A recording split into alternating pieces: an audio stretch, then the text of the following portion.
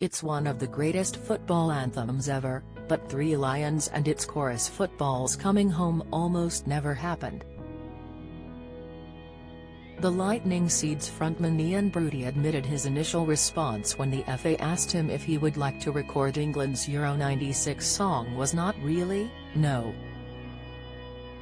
He then suggested they gave it to Frank Skinner and David Baddiel, who were hosting the popular fantasy football league at the time. The comedy duo said they would get involved if Ian wrote the music.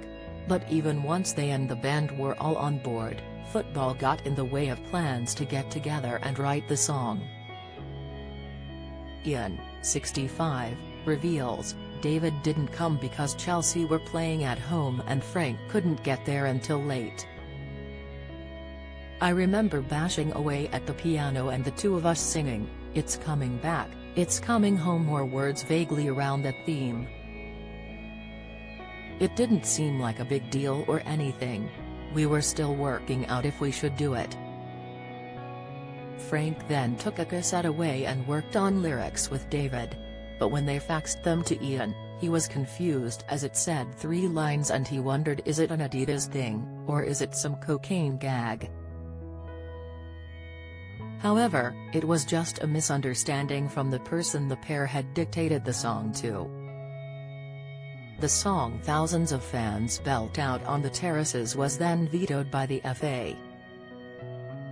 Ian said, "I thought it was a good tune and I thought their lyrics were great, but then we sent it to the FA and they really didn't like it. They thought it was too negative and they weren't happy about it not having members of the team on it. They asked me to take Frank and David off the record. They wanted me to call the song The Beautiful Game and write a new lyric. Fuck that, I thought.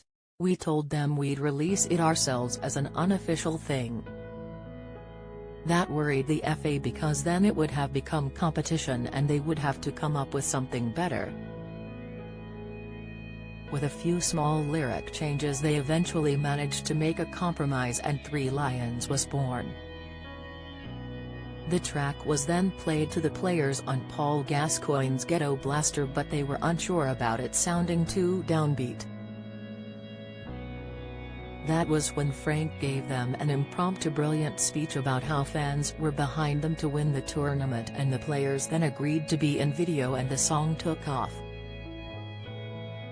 Three Lions holds the record for being the only song to claim 4 spells at #1 with the same artist lineup. The original 1996 version had 2 one-week stints in 1996, while the 1998 rework had 1 3-week spell at the top. It has also been re-recorded in 1998, 2010, 2022, and Ian concludes the song had negative effect on his career as being so mainstream was an unforgivable crime for an indie band like his.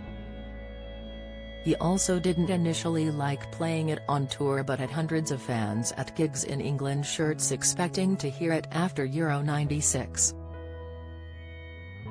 However, he took great joy in seeing the Lionesses singing it after winning the Euros last year.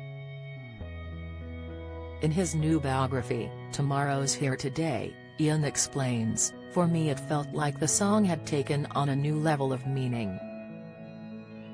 Our hopes and dreams had finally come true. That it was the women and not the men who got to bring the trophy home seemed weirdly fitting. It seemed to emphasize a change in British culture from the 20th century to the 21st. Absolutely, it was their song now.